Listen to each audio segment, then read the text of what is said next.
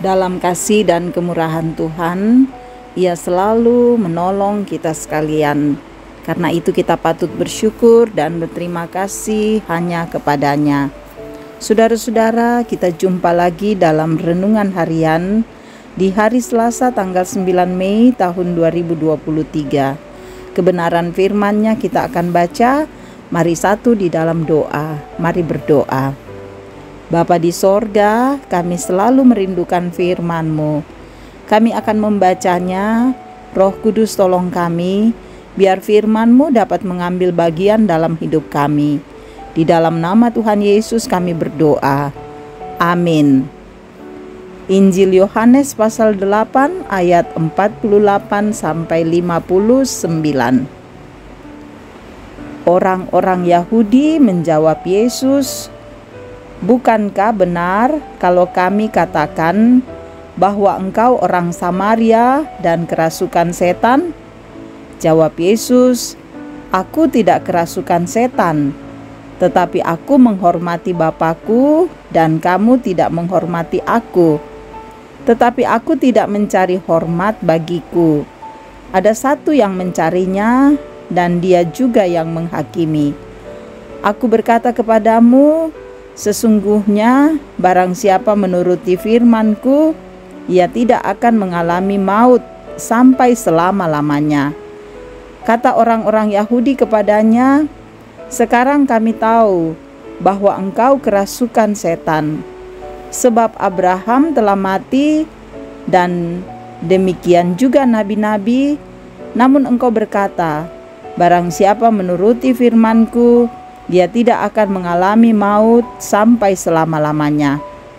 Adakah engkau lebih besar daripada bapa kita Abraham yang telah mati? Nabi-nabi pun telah mati. Dengan siapakah engkau samakan dirimu?" Jawab Yesus, "Jikalau aku memuliakan diriku sendiri, maka kemuliaanku itu sedikit pun tidak ada artinya. Bapa-Kulah yang memuliakan aku. Tentang siapa kamu berkata, Dia adalah Allah kami? Padahal kamu tidak mengenal Dia, tetapi aku mengenal Dia. Dan jika aku berkata, aku tidak mengenal Dia, maka aku adalah pendusta, sama seperti kamu. Tetapi aku mengenal Dia, dan aku menuruti firman-Nya. Abraham bapamu bersukacita bahwa ia akan melihat hariku, dan ia telah melihatnya, dan ia bersukacita."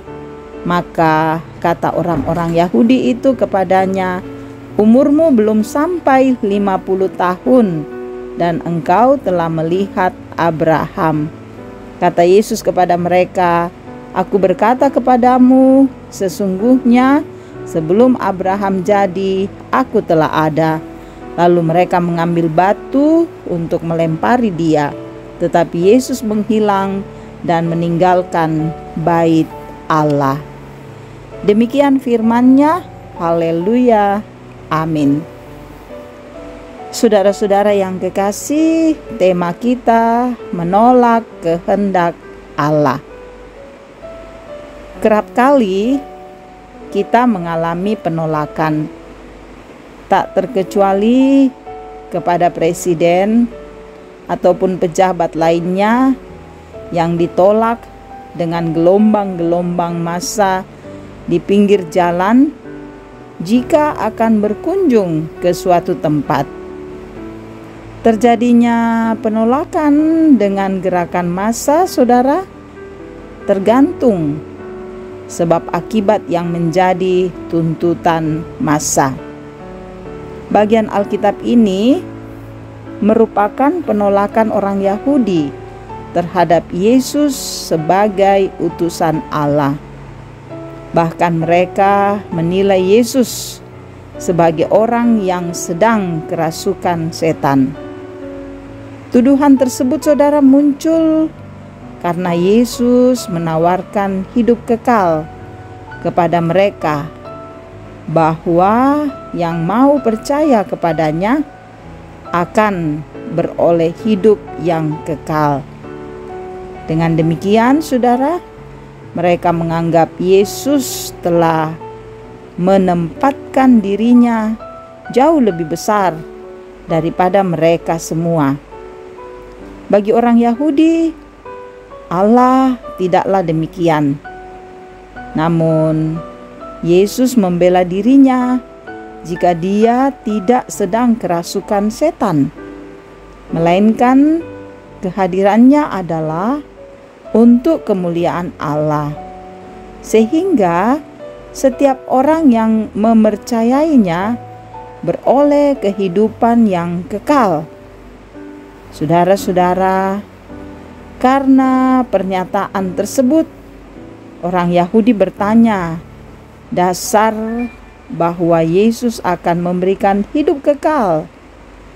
Nah, disinilah perbedaan pemahaman tentang Abraham, karena orang Yahudi menilai Yesus secara lahiriah, sedangkan Yesus melihatnya dari sudut pandang Allah. Saudara-saudara, lalu bagaimana dengan kita? Apakah kita masih seperti orang Yahudi pada masa itu yang menolak bahkan menghujat Yesus? Tentu sikap seperti itu kembali kepada keputusan iman kita.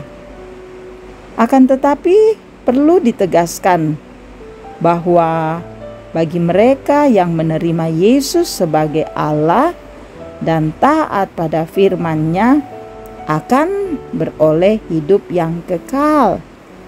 Yesus adalah satu-satunya dasar untuk mengenal Allah dan kehendak-Nya. Demikian firman Tuhan. Haleluya. Amin. Mari berdoa. Dalam kasih-Mu Tuhan, kami bersyukur karena telah mendengarkan firman-Mu. Peliharakan firman-Mu dalam seluruh hidup kami. Engkau kiranya menopang kami, Roh Kudus, agar kami menjadi pelaku firman di dalam dunia ini. Kepadamulah kami membawa harapan dan kerinduan serta doa kami. Tuhan, berkatilah semua keluarga kami, anak-anak kami, pekerjaan yang kami kerjakan selalu, bahkan juga harapan kerinduan untuk masa depan kami. Kiranya semua dapat kami lalui dengan baik, dengan indah, dalam tuntunan kasih dan kemurahan Tuhan. Engkau juga mengasihi para orang tua kami dalam usia indah. Semoga mereka sehat dan bahagia selalu. Bahkan saudara-saudara kami yang terus mendengarkan renungan harian ini, Tuhan berkati. Semoga mereka terberkati dan hidup dalam kasih-Mu dengan kesetiaan mendengarkan firman Tuhan. Engkau berkati dalam pergumulan kami yang kami rasakan, baik dalam sakit Tuhan sembuhkan, dalam duka Tuhan hibur, dalam persoalan ekonomi, pendidikan, dan berbagai tantangan.